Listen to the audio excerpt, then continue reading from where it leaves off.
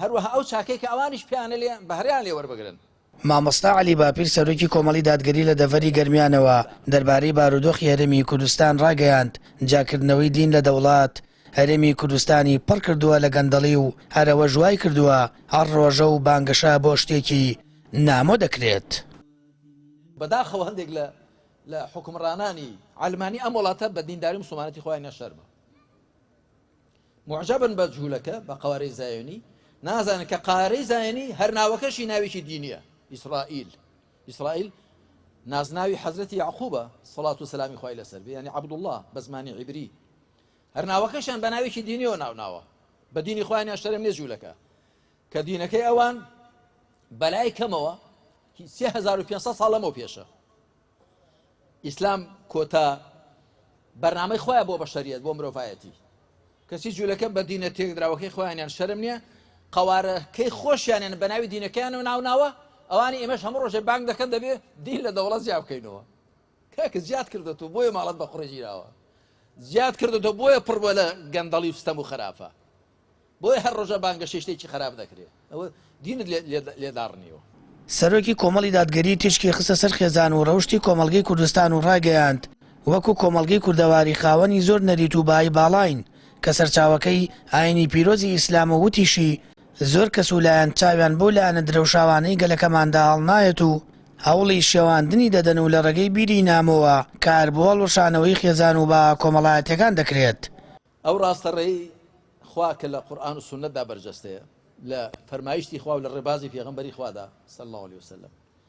ئینسان تانەچێتە دەرەوەی کۆمەڵگای مسلمان قەدرێ و نعمەتە باش نازانێ دەزانن لە ڕۆژ ئاوا کە خەڵکێکی زۆر پێیان معجەبە دەزانن خەڵکێکی زۆر هێ نازانێ بابی چیە خێزانی نییە خێزانیان هەڵوەشاوە ڕەوشتیان داڕووخاوە یعنی خەڵکێکی زۆر هێ نازانێ بابی چیە دەزانێت دایکی دیارە لە چێ بووە بەڵام جارێوە دایکیشی هەر ناناسێت چونکە بوویانەوەی سەر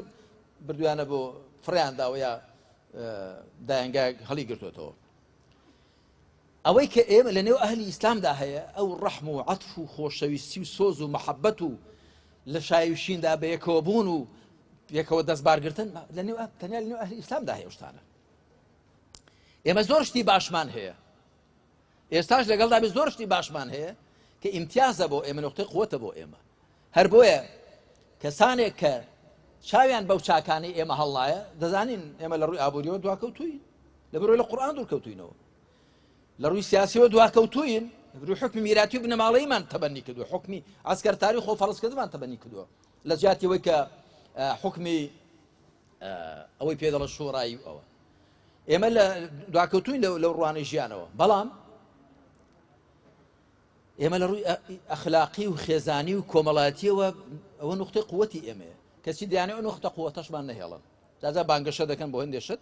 کە خێزان هەڵوەشێ ڕەوش نەمێنێ بۆچی بۆ ئەو نقطە قووەتێک کە تۆ هەتە نەتمێنێ وەکو من بەرپرسێکی باڵای ینی غەیری لایەنێکی ئیسلامی لەم ڕۆژانەدا بینیم وتم بۆ وا دەکەن وتی وەڵای بۆیە وا دەکەن ئێمە ژۆ خۆیان لێ بکەن ئێوان هەزاران کەسیانی نازانێ بابی چییە هەزاران خێزانیان لێک هەڵوەشاوە. بەرپرسی مەڵبەندی گەرمیانی کۆمەڵی دادگەریش ئاماژە بۆ دەکات جێگەی شانازیە سەرۆکی کۆمەڵ دەڤەرەکانی بەسەر کردوێتەوە ئەو کات لە سنوورەکە چەندین دیداری کۆمەڵایەتی گرنگ ئەنجام دەدات. ئێمە زۆر خۆشحاڵن کە لە خزمەتی مامۆستا عەلی باپیرێن کە سەدانی دەڤەری گەرمیانی کردووە یەکێک لە کارە سەرەکیەکانی بۆکردنەوەی ئەم پاڵەوانەتەیە پاڵەوانەتەی مەڵبەندەکانی کۆمەڵی دادگەری کە خولێکی تۆ پێیە لە بینی هەموو مەڵبەندەکانی کۆمەڵی دادگەری هەروەها ئێمە بەو مناسبەتەوە مامۆستا چەند چالاکی و چەند سەردان و چەند ئەرکێکی کۆمەڵاتی یەکێشێت کە ئێمە لە شاری کەلار و شاری ڕزگاری و هەروەها کفریش لە دەڤەری گەرمیانە بۆیە مامۆستا لەناو خەڵک کەسێکی خۆشەویستە و خەڵک بە مشتاق و بە ئەو پەڕیشتیاقەوە چاوەڕێی هاتنی مامۆستا و پێشوازی لە مامۆستا و لە خزمەتی مامۆستان. وتەکانی مامۆستا عەلی باپیر سەرۆکی کۆمەڵی دادگەری لە کاتێکدایە بە سەردانێکی فەرمی و بە ئاوڕێتی شاندێکی ئەنجومەنی باڵا و سەرکردایەتی دەڤەری گەرمیانی بەسەر کردوێتەوە و بڕیارە چەندین سەردانی کۆمەڵایەتی لە سنووری ئیدارەی گەرمیان ئەنجام بدات. سامان فەتاح لە ئیدارەی گەرمیانەوە کەناڵی یاسمانی پەیام.